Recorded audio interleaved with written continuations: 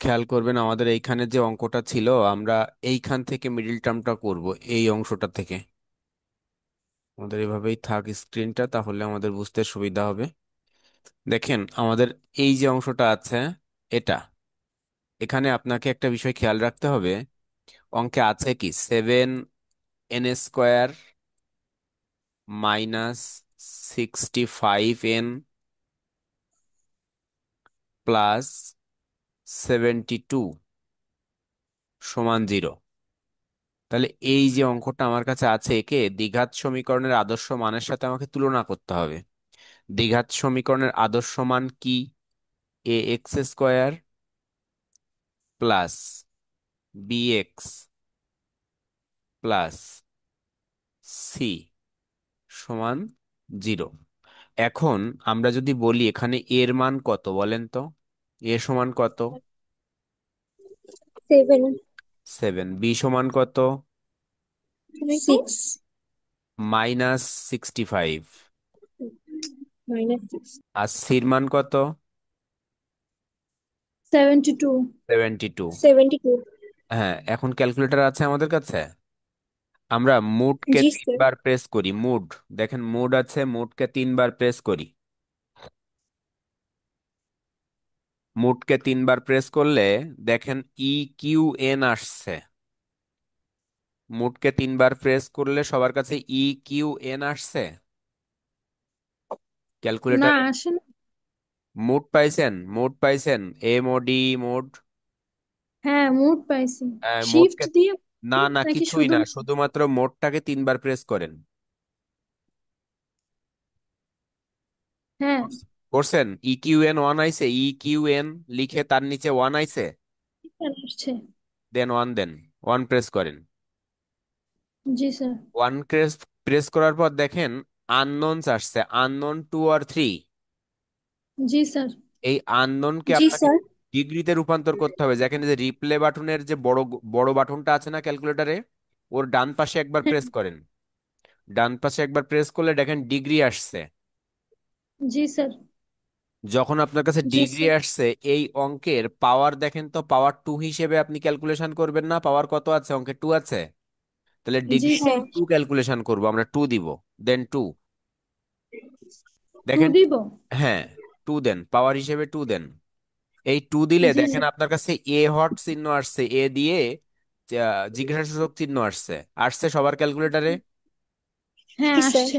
আচ্ছা, যখন আসছে এর মান মনে রাখবেন, আমরা এর মান এইখানে কত করছিলাম? 7। কিন্তু 7, আমাদেরকে এর মান সব সময় 1 করতে হবে। এর মান কত করতে হবে? 1। 1। দেন 1। 1 দিয়ে সমান দেন। দেখেন তো বি দিয়ে জিজ্ঞাসাসূচক চিহ্ন আসছে। জি স্যার আসছে। এবার বির মানটা আমাদের এখানে যা আছে তাই। বির মান কত? -65। Or -60। দেন -65 সমান। এবার জি দেখেন স্যার। টি দিয়ে আবার আপনার কাছে জিজ্ঞাসাসূচক চিহ্ন চাইছে। তাহলে সির মান কত আছে আমাদের? 72। কিন্তু আমাদের এই অঙ্কে x² বা n² সহগ যে ছিল, আমরা কি একে ব্যবহার করছিলাম? জি ব্যবহার স্যার। করি হ্যাঁ। নাই। না, এই 7কে আমরা না না ব্যবহার না। করি নাই কিন্তু এখনো। না না না। হ্যাঁ, হ্যাঁ, করা তাহলে হয়নি। সব সময়। এর মান তো নিছি স্যার। হ্যাঁ, এর মান তো 7 নেওয়া হয়েছে একবার। কখন নিছেন? এই যে এইখানে ক্যালকুলেটরে আপনি বললেন। আপনার মতো নিলে তো হবে না, আপনাকে তো আমি তো বলছি এর মান নেওয়া যাবে না 7, এর মান 1 নিতে হবে। 1 নিচ্ছি। হ্যাঁ, এর মান ও 1 নিতে হ্যাঁ, হবে। হ্যাঁ। এর মান সব সময় 1 নিতে হবে, আপনি 7 তো নিতে পারবেন না। দেখেন ও এই না স্যার। সেভেনটাকে সব সময় সি এর সাথে গুণ করতে হবে, অর্থাৎ এর সাথে আপনার সি গুণ করে সির মান বসাতে হবে। তাহলে আপনার কাছে সির মান কত ছিল? 72, আর এর মান কত আছে? 7। তাহলে লেখেন 72 × 7। 72 × 7 সমান দেন 56 আসছে।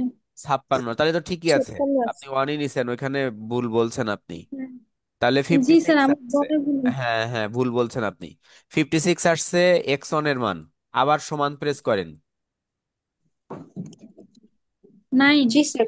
নাইন। এক্স টু কত একটু আসছে? 9। 9 আসছে। কিন্তু আপনি দেখেন আমি যে মান দুইটা লিখছিলাম, দুইটাই লিখছিলাম কি প্লাস মাইনাস ফরম্যাটে। তাহলে এখানে মনে হ্যাঁ। রাখতে হবে আপনার ক্যালকুলেশন করে যে মান আসবে ঠিক তার বিপরীত চিহ্ন বিশিষ্ট মান গ্রহণ করতে হবে। আপনার যদি যেটা প্লাস আসবে সেটা নিতে হবে মাইনাস, যদি দুইটাই প্লাস আসে দুইটাই নিতে হবে মাইনাস, যদি দুইটাই মাইনাস আসে দুইটাই নিব প্লাস। যদি একটা প্লাস একটা মাইনাস আসে তাহলে যেটা প্লাস আসছিল ওটাকে নিব মাইনাস হিসাবে, আর যেটা মাইনাস আসছিল ওটাকে নিব প্লাস হিসাবে। অর্থাৎ আমার যে দুইটা মান আসবে দুইটা মান সবসময় কি বিপরীত চিহ্ন বিশিষ্ট নিতে হবে। ঠিক আছে? জি জি স্যার। ক্যালকুলেটরটাকে রিসেট করেন। রিসেট কি করতে পারছেন? জি স্যার। আচ্ছা, যদি না পারেন শিফট দিয়ে মুভ দেবেন, দিয়ে দেখেন থ্রিতে অল দেওয়া আছে, থ্রি দেবেন, দিয়ে সমান দুইবার প্রেস করবেন, দেখবেন আপনার রিসেট হয়ে যাবে। দেখেন একবার পারেন কিনা, চেষ্টা করেন একবার।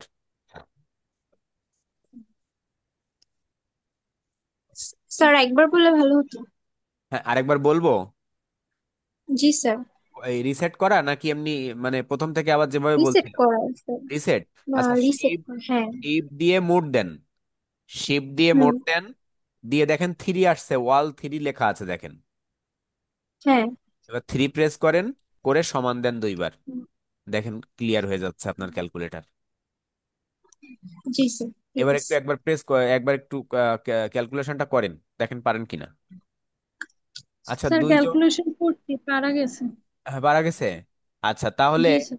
আচ্ছা তিশা করেন। আর আপনারা কি করছেন? আপনারা আরো তিনজন আছেন? স্যার না, আমার ক্যালকুলেটরটা নাই আমার কাছে, এই জন্য আমি করতে পারতেছি না। ক্যালকুলেটর নাই? না স্যার, আমি হচ্ছে ওই আচ্ছা বাসা আচ্ছা বাড়িতে আসছি যে ভুল করে বাসায় রেখে আসছি, এই জন্য ওই পরীক্ষার সময় নিয়ে গেছিলাম। আচ্ছা মানে আচ্ছা ভুল করে আমার আনতে মনে নাই, এই কারণে হচ্ছে আমি করতে পারিনি। আচ্ছা, যাই হোক তাহলে এটা অবশ্যই শিখবেন। আচ্ছা তাহলে আমরা যদি এটা সম্পর্কে আরেকটু বলতে চাই কথা, এখানে বিষয়টা এমন দেখেন, এই এই আপনাকে এটা শেখানোর আমার উদ্দেশ্য একটাই, দেখেন এই ক্যালকুলেশনটা আপনি কিন্তু নিজেও করতে পারতেন নর্মালি, কিন্তু আপনি এই নর্মাল ভাবে করতে গেলে আপনার সেটা অনেক সময় লাগতো। এটা মিনিমাম 2-3 মিনিট সময় লাগতো আপনার, কিন্তু এটা যখন শিখে যাবেন আপনি দেখেন সর্বোচ্চ 20 সেকেন্ডের মধ্যে আপনার মিডল টার্ম কমপ্লিট। তাহলে এই জন্য এটা শেখা ভালো।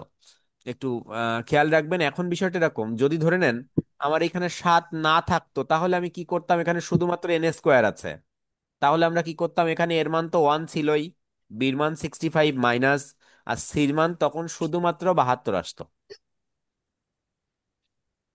এবার যদি আপনার কাছে এই 72 মাইনাস সম্পর্কে থাকতো তাহলে কিন্তু -72 দিতে হতো, অর্থাৎ আপনাকে কিন্তু আহ অঙ্কের মানগুলো বিবেচনা করে দিতে হবে যে কখন কি কিভাবে চাচ্ছে। ঠিক আছে? তাহলে আর আর প্রশ্ন আছে এখানে? তাহলে আমরা কি অঙ্কের ক্যালকুলেশনের দিকে যাব? জি স্যার। আচ্ছা, ওই যে বাসার যে কাজ ছিল বাসার ওইটা কাজ কি আমার খেয়াল করছিলেন নাই, আপনি? আমি করে দিতে মনে নেই আমার। দেখি আজকে দিয়ে দেবানে, ও আচ্ছা। আমার খেয়াল আচ্ছা ছিল না। আচ্ছা, ঠিক আমি আছে। এই ক্লাস শুরু করার সাথে সাথে মনে পড়ছে। আমি আর ভাবছিলাম যে আগে থেকেই বলবো আপনাদের যে আমার কিন্তু বাসার কাজ করা হয়নি। মানে বিষয়টা এরকম, আপনারা আমাকে বাসার কাজ দিয়েছেন, বুঝতে পারছেন? যাই হোক, ভালো লাগলো। ঠিক আছে। আচ্ছা দেখেন, আমরা 7 নাম্বার অঙ্কে যাচ্ছি। আমরা অঙ্ক করছিলাম সম্ভবত, এটা না এর আগ পর্যন্ত করছিলাম, এই অঙ্কটা আমরা করে গেছিলাম বিবিএ অনার্স, এই অঙ্কটা। এই অঙ্কটা একটু পরে করব আমরা। এইখানে দুইটা অঙ্ক আছে, 3 আর হচ্ছে 4 নাম্বার। আচ্ছা 4 নাম্বারটা আমরা একটু দেখি, 4 নাম্বারটা করলে পারবো, 3 নাম্বারটা একটু বাকি থাক। 6 নাম্বারটা দেখেন, 6 নাম্বার অঙ্কটা কি বলছে, আমরা যদি একটু 6 নাম্বার অঙ্কটাকে পড়ি। 6 নাম্বার অঙ্কটা বলছে এভাবে: 8 জন বালক এবং 6 জন বালিকার সমন্বয়ে গঠিত একটি দল থেকে, তাহলে এখানে বলছে কি আমার কাছে বালক আছে বালিকা আছে, বালক কয়জন, বালক আছে 8 জন, বালিকা আছে 6 জন। বলছে এই যে কয়জন আছে 8-6 জন, এদের থেকে আমাকে 5 জনের, 5 জন বালক এবং 3 জন বালিকার সমন্বয়ে একটি কমিটি গঠন করতে হবে। আমাকে স্পেসিফিক বলে দিচ্ছে, এখানে কোনো ধরনের শর্ত নাই, শর্ত মানে ফ্লেক্সিবল শর্ত নাই, সরাসরি ফিক্স শর্ত দিয়ে দিচ্ছে কি, আমার বালক 8 জন থেকে নিতে হবে 5 জনকে, আর বালিকা 6 জন থেকে নিতে হবে 3 জনকে। তাহলে এখানে আমাদের ফিক্সড শর্ত, যেরকম আগের বার অঙ্ক বলছিল যে কমপক্ষে 2 জন নেওয়া যাবে, সর্বনিম্ন 1 জন নেওয়া যাবে, এই ধরনের তথ্য যেটা ছিল, বা 5টি থেকে কমপক্ষে সর্বোচ্চ 3টি নেওয়া যাবে। কিন্তু এই অঙ্কের মধ্যে আমার এ ধরনের কোনো ফ্লেক্সিবল শর্ত নাই, ফিক্সড শর্ত। ফিক্সড শর্ত কি, 8 জন থেকে নিতে হবে 5 জনকে, আর 6 জন থেকে কয়জন, 6 জন থেকে 3 জনকে। দেখেন আমরা যখন এই অংশটাকে ক্যালকুলেশন করছি, লিখছি 8 জন বালক এবং 6 জন বালিকার সমন্বয়ে গঠিত একটি দল থেকে 5 জন বালক এবং 3 জন বালিকার সমন্বয়ে একটি কমিটি নিম্নোক্তভাবে গঠন করা যাবে, বা নিম্নে গঠন করা হচ্ছে। দেখেন আমার এখানে সরাসরি আমরা করছি 8C5 ইন্টু 6C3। দেখেন এটা ছাড়া আর কি কোনো কিছু হতে পারতো এখানে? আর না কোনো, স্যার, আর কোনো কিছু হওয়া সম্ভব ছিল না, কারণ আমাদের ফিক্সড বলেই দিছে। এখানে তো বলেই বলেই হ্যাঁ, 8 জন থেকে আমাকে 5 জন নিতে হবে, আর 6 জন থেকে 3 জন নিতে হবে। তাহলে 8C5 ইন্টু 6C3 আমরা ক্যালকুলেশন করলাম দুইটাকেই। দেখেন এখানে অঙ্কটাকে একটু বড় করা হয়েছে, বুঝছেন, মানে অঙ্কটা এক লাইনে হয়ে যাচ্ছিল, সেটার জন্য একটু ক্যালকুলেশন করা হয়েছে। 8 factorial by 5 factorial into 8 - 5 factorial. আমরা এনসিআর এর সূত্র কি জানি, n factorial factorial into n - r factorial. দেখেন তাই করা হয়েছে দুইটাকেই। 6 factorial factorial into 6 - 3 factorial. 8 factorial, 6 factorial, 5 factorial, 3 factorial, 3 calculation করলে দেখেন আমার কাছে ক্যালকুলেশন করলে এই মানটা আসছে। আপনি যদি মনে করতেন এই 8C5 ইন্টু 6C3 একবারে করবেন, তাহলে ওই 1120-ই আসতো। ঠিক আছে। স্যার একবারে করলে স্যার কি কোনো এখানে কি বড় করার কোনো কারণ আছে নাকি? এটা আগের করছি অঙ্কে কি যেরকম কারণ, একবারে করছিলাম ওরকম করতে হবে না?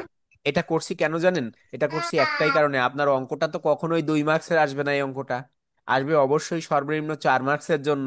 তাহলে আপনি 4 মার্কসের জন্য যদি এতটুকু করে রেখে আসেন, এই যে এই 3 লাইনে শেষ, তো ওর থেকে আপনি একে একটু ব্রড ফরম্যাটে করলে তো আর সমস্যা নাই। আবার কথা আছে, যখন আপনাকে এ ধরনের অঙ্ক দেয়া হবে, তখন অবশ্যই এক্সামিনার আপনার কাছে জানতে চাচ্ছে যে এর ফরম্যাটটা আপনি জানেন কিনা। বুঝছেন, এই কারণে এটাকে ব্রড জি আকারে স্যার, করা ভালো। তাহলে আমরা এইট সি আচ্ছা ফাইভ ভাইয়া, আর ফাইনাল পরীক্ষায় কি আমাদের থিওরি আসবে? আবার বলেন। ভাই আমাদের কি থিওরি আসার সম্ভাবনা আছে থিওরি? এই মানে ম্যাথে? হ্যাঁ। হ্যাঁ, থিওরি তো অবশ্যই আসবে, মিনিমাম 20 মার্কসের থিওরি পাবেন আপনি। ভাইয়া তো ফ্যাক্টোরিয়াল দিলে ওটার জন্য কি আপনারা সাজেশন দিবেন? আমাদের এখান থেকে আপনি কয়েকদিনের মধ্যেই, এই মাসের মধ্যেই আপনি নিউক্লিয়াস সাজেশন পাবেন। ওই নিউক্লিয়াসের আপনার টোটাল অংশটা আছে ওখানে, আপনার কাছে পার্ট এও আছে, পার্ট বিও আছে, এবং সাথে রিটেনও আছে। সব সাবজেক্টে দিবে তাই? হ্যাঁ, সব সাবজেক্টেরই পাবেন। আচ্ছা ঠিক। আচ্ছা ভাইয়া, তাহলে, হ্যাঁ বলেন। ভাইয়া 8 ফ্যাক্টোরিয়াল দিলেন কেন? ফাইভ কোন ফ্যাক্টোরিয়াল আমি এটা বুঝলাম না। কোন জায়গাটা, এই প্রথম অংশ, এই 8C5-এর পরিবর্তে এটা কেন লিখছি জি তাই? ভাইয়া, ওর নিচের অংশ। জি ভাইয়া। আচ্ছা, এটাকে একটা সূত্র আছে, এই এনসিআর এর সূত্র।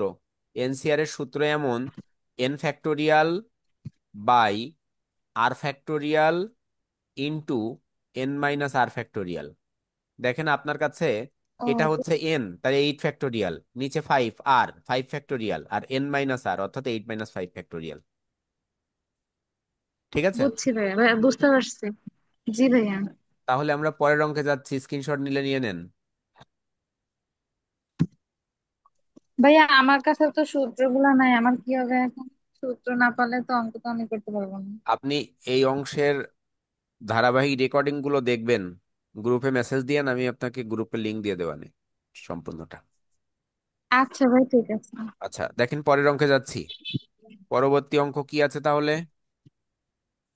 বলছে দেখেন 7 জন ভদ্রলোক এবং 4 জন ভদ্রমহিলা থেকে 5 জনের কমিটি গঠন করতে হবে, যাতে কমপক্ষে একজন ভদ্রমহিলা থাকে। খেয়াল করবেন, 7 জন ভদ্রলোক আর 4 জন ভদ্রমহিলা, 5 জনের কমিটি গঠন করতে হবে। তাহলে 7 আর 4 মোট আছে 11 জন। এই 11 জন থেকে আমাকে 5 জন নিয়ে কমিটি গঠন করতে হবে। আবার বলছে যাতে কমপক্ষে একজন ভদ্রমহিলা থাকবে, অর্থাৎ একজন মহিলা আপনাকে রাখতেই হবে। তাহলে আপনাকে কি করা উচিত দেখেন, আমরা প্রথম অবস্থায় যদি ক্যালকুলেশন করি, আমরা মান যেভাবে লেখা ছিল ঠিক সেভাবে অংশটুকুকে লেখার চেষ্টা করব। 7 জন ভদ্রলোক এবং 4 জন ভদ্রমহিলা থেকে 5 জনের কমিটি গঠন করতে হবে, যেখানে কমপক্ষে একজন ভদ্রমহিলা থাকবে। কমিটিটি নিম্নোক্ত উপায়ে গঠন করা যাবে। এখন দেখেন, এই হচ্ছে আমাদের শর্ত। দেখেন তো বোঝেন কিনা আপনারা একটু। আমার কাছে এ অবস্থা যেটা আছে, 7 জন ভদ্রলোক আর 4 জন ভদ্র মহিলা, আমাকে বলছিল কমপক্ষে একজন নিতে হবে। আমি যে কোনো একটা বিবেচনা করে শুরু করব। তাহলে কমপক্ষে একজন যদি নেই, আমার কাছে মহিলা আছে সর্বোচ্চ এই অঙ্কে কয়জন, 4 জন। তাহলে আমি একজনকে নেব প্রথম অবস্থায়, দেখেন একজনকে নিলাম। তাহলে আমার মোট দরকার কয়জন, 5 জন। তাহলে এক, পুরুষের উপরে কোনো ধরনের শর্ত নাই, মহিলার উপরে এই শর্ত ছিল, তাহলে এই মহিলাকে বিবেচনা করে আপনার পুরুষ নিতে হবে। তাহলে এখানে এক, এখানে চার, 5 জন হয়েছে। দ্বিতীয়টায় দেখেন, এখানে আমি দুইয়ে যেতে পারবো, দুই, এখানে তিন, 5 হয়েছে। এখানে তিন, এখানে দুই, 5 হয়েছে। এখানে চার, এখানে এক। আচ্ছা, আমি কি ইচ্ছা করলে এখানে 5 নিতে পারতাম? এটা কি করা সম্ভব ছিল আমার পক্ষে, 5 আর 0? ভাইয়া না। না। না, না, করা কারণ কি? মহিলা, চারজন ভদ্রমহিলার কথা বলছি। মহিলাই হচ্ছে ভাগ্য। হ্যাঁ, তাহলে এখানে কিন্তু আমরা এর বাইরে আর কিছু করতে পারতাম না, যেটা আছে এটাই। তাহলে এখন আমরা এদেরকে সাজাবো, ক্যালকুলেশন করব। দেখেন ক্যালকুলেশনটা কিভাবে হচ্ছে। গ্রুপ এর ক্ষেত্রে 7C4 × 4C1। গ্রুপ বির ক্ষেত্রে ক্যালকুলেশন করলাম 140। গ্রুপ বির ক্ষেত্রে 7C3 4C2 210। সির ক্ষেত্রে 7C2 সেভেন 4C3 84। আর পরেরটা ডির ক্ষেত্রে 7C1 4C4। ক্যালকুলেশন দেখেন আসছে 7। তাহলে আমরা গতদিন বলছিলাম এই অঙ্কে মোট মান নির্ণয় করতে হয় সবসময় কি করে, সম্পূর্ণ অংশটাকে যোগ করে। তাহলে দেখেন আমরা এবার সম্পূর্ণ অংশটাকে যোগ করছি। অর্থাৎ বা সুতরাং 5 সদস্য বিশিষ্ট মোট কমিটি গঠন করা যাবে 140 + 210 + 84 + 7 সমান 441 ভাবে। ঠিক আছে, তাহলে আমরা মোটামুটি এই এই অংশটাকে দেখলাম, এখানে আমাদের মনে হয় না খুব বেশি সমস্যা আছে। তাহলে আমাদেরকে এই শর্ত কিন্তু যদি, আচ্ছা যদি এরকম বলতো যে কমপক্ষে একজন মহিলা এবং 3 জন পুরুষ থাকবে বা 2 জন পুরুষ থাকবে, কমপক্ষে একজন মহিলা এবং 2 জন পুরুষ থাকবে, তাহলে বলেন তো এই অঙ্ক কোন পর্যন্ত আসতো? সি পর্যন্ত আসতো। সি পর্যন্ত আসতো, কারণ ডিতে আমার একজন পুরুষ হয়ে গেছিল। ধন্যবাদ। পরের অঙ্কে যাচ্ছি তাহলে, স্ক্রিনশট নিয়ে নেন।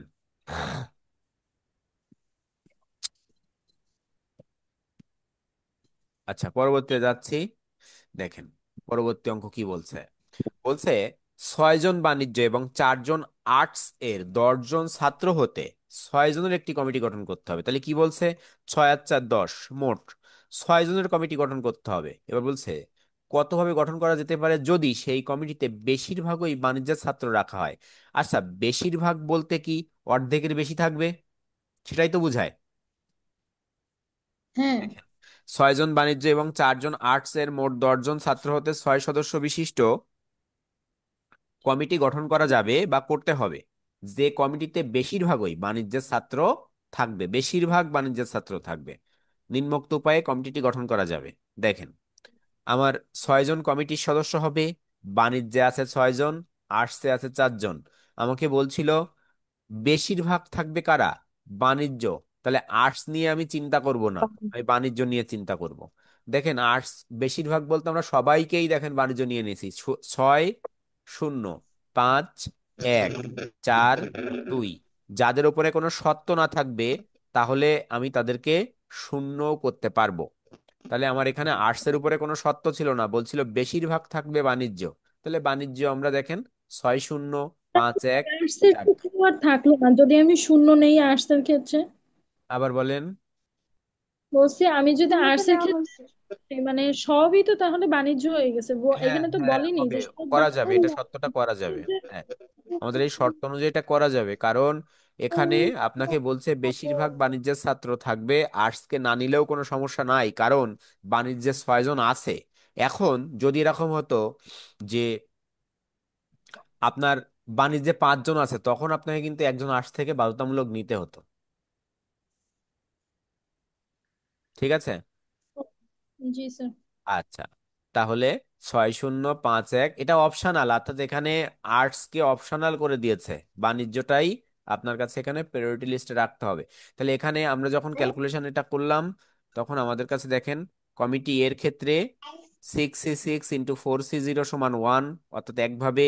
দ্বিতীয় অবস্থায় বিতে 65 × 4C1 = 24 ভাবে।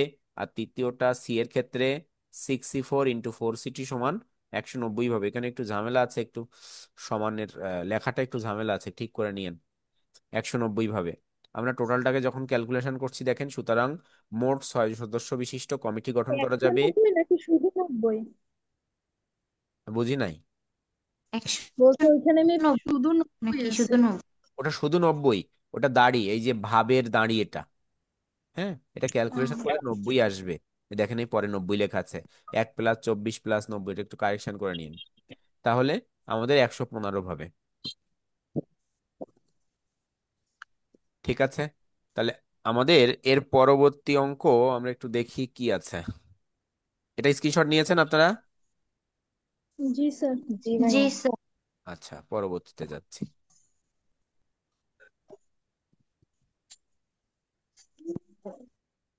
দেখেন বলছে 9 ব্যক্তির একটি দল 2টি যানবাহনে ভ্রমণ করবে, যার একটিতে 7 জনের বেশি ও অন্যটিতে 4 জনের বেশি ধরে না।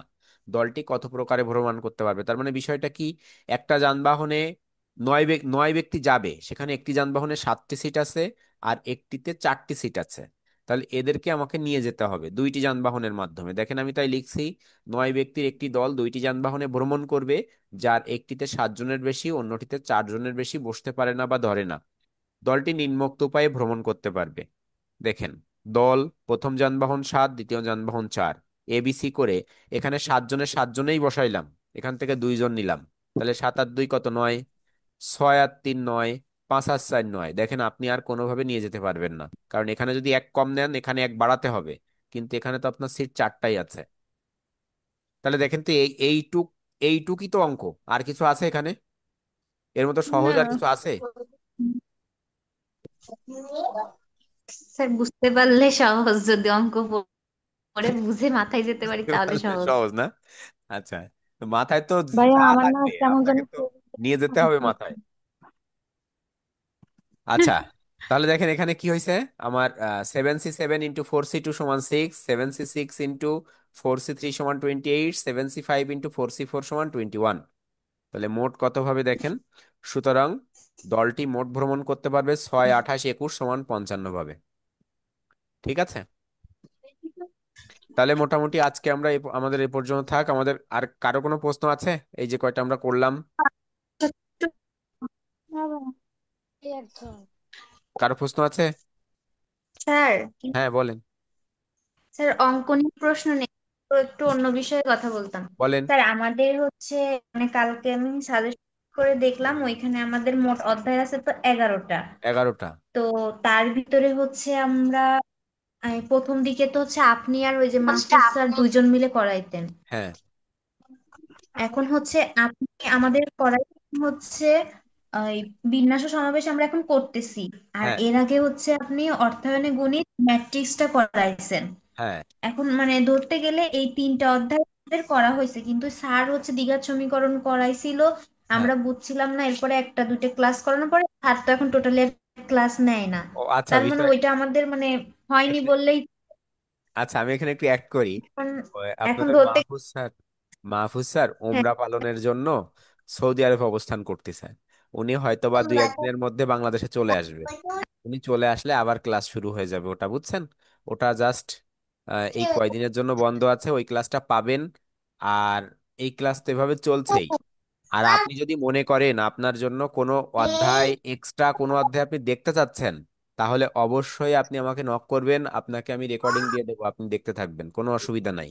প্রত্যেকটা অধ্যায়ের রেকর্ডিং আছে। যে কেউ, জি এখানে না, যে আমি কেউ। সেটাই হ্যাঁ। তো হচ্ছে তিনটা অধ্যায় আর কি ধরতে গেলে, মানে এই বিন্যাস সমাবেশ অধ্যায়টা আর করানো হয়ে গেলে তো এটা শেষ। হুম হুম তারপরে হচ্ছে অর্থায়নে গণিত আপনি শেষ, ম্যাট্রিক্সটা হচ্ছে শেষ করাইছেন। হুম। এছাড়া তো কোনো অধ্যায় শেষ করা হয় না। এখন কালকে আমি বোর্ড কোশ্চেন গুলো বের করছিলাম, বুঝছেন স্যার, দেখে আমার মনে হচ্ছে কি আমি কিসের ভিতর ঢুকে আচ্ছা, পড়েছি তাহলে ভুল তাহলে আপনি করে। আপনাদের জি। ম্যাট্রিক্স, আপনাদের যদি ম্যাট্রিক্স করানো হয়েছে, আহ আর তারপরে কি বললেন, পারমুটেশন কম্বিনেশন, অর্থায়নে, হ্যাঁ, আর হচ্ছে হ্যাঁ, আর ফিনান্সিয়াল হচ্ছে ম্যাথ, ম্যাথমেটিক্স, অর্থায়নে এই গণিত। তিনটা অধ্যায় পাইছেন? জি জি। আচ্ছা, সেট লক পান নাই? জি স্যার। সেট পাইছেন? স্যার না, ওটা তো আমাদের করানো হয়নি। না স্যার, লগের অঙ্ক যেটা, করাইছিলাম যে আমি মনে সূচক হয় ও প্রথম দিকে, লগারিদম, তখন তাহলে ওটা জয়েন্ট করানো হননি হয়নি। আপনি। প্রথম দিকে স্যার করাইছিলাম। সেট করেছে। হ্যাঁ, সেট লগ মনে হয় মাহফুজ স্যার করাইছে না? ঈশা, সেট এই লগ কি মাহফুজ স্যার করাইছিল? না স্যার করাননি। করাইনি না? আচ্ছা, যাই হোক, সমস্যা নেই। এখান থেকে আমাদের সাজেশন দেয়া হবে, তো এই মাসেই সাজেশন পেয়ে যাবেন আপনারা। আমরা ওই সাজেশন থেকে অঙ্ক শুরু করব, ঠিক আছে? আর মাহফুজ স্যার আসুক, মাহফুজ স্যার আসলে কথা বলে ওনার সাথে কিভাবে কি করা যায় আপনারা অবশ্যই আপনাদের পরামর্শ দেবেন। আপনাদের পরামর্শকে অবশ্যই গুরুত্ব সহকারে দেখা হবে, কারণ বিষয়টা কি, এখানে এমন একটা বিষয়, আপনাদের শুধুমাত্র কথা শোনা যায়, তারপরেও কথাও অনেক সময় শোনা যায় না, বিষয়টা এমন। অফলাইনে ক্লাস নিলে তাও মানুষকে দেখে বোঝা যায় যে বুঝছে কিনা, এর এক্সপ্রেশন কেমন জি স্টুডেন্টের, স্যার। কিন্তু আসলে আপনারা এখানে শুধু ভয়েসটাই শোনেন। তারপরেও আপনারা তো টোটালি অনেকেই মিউট করে রাখেন, টোটালি আনমিউট করেন না। নিজেদেরকে ডাকলেও মানে রেসপন্স পাওয়া যায় না, হ্যাঁ, এরকম একটা অবস্থা। এই কারণে আসলে আপনাদের বিষয়টা আমরা জি। আসলে বুঝতে পারি না, কিন্তু ওইভাবে আপনারা যত আমাদেরকে বলবেন আমাদের জন্য উপকার হবে।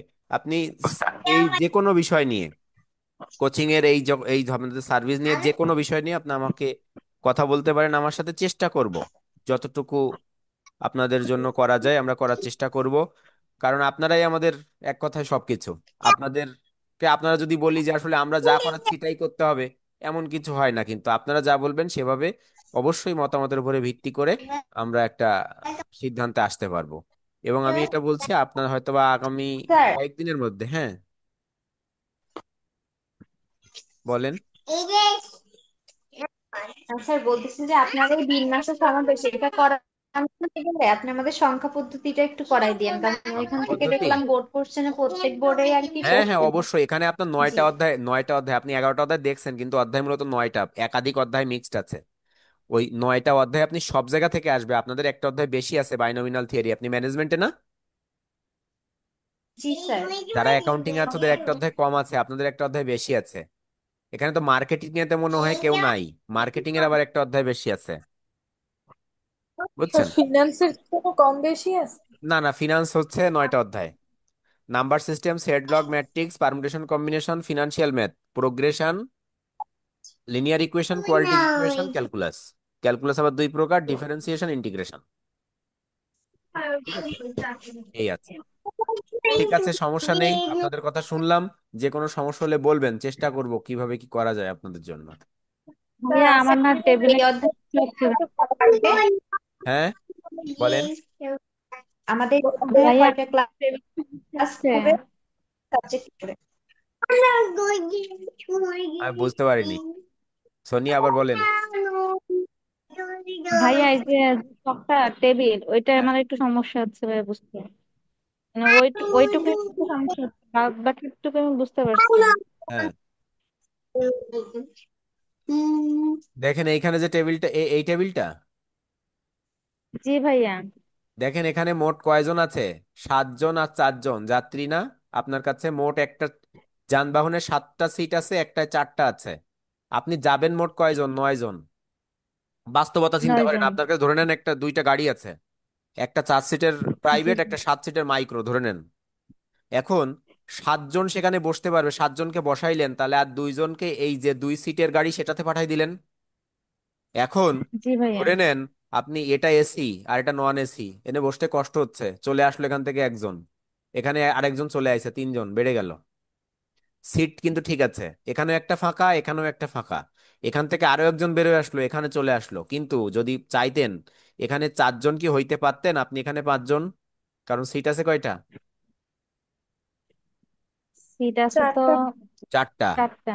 হ্যাঁ, তাহলে সেখানে 5 জন হইতে পারতেন না, সর্বোচ্চ 4 জন বসতে পারবেন। তাহলে এবার এখানে বিবেচনা করে দেখেন, এটাও নয়, এটাও নয়, এটাও নয়।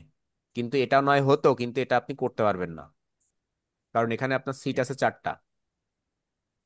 4টা। ঠিক আছে।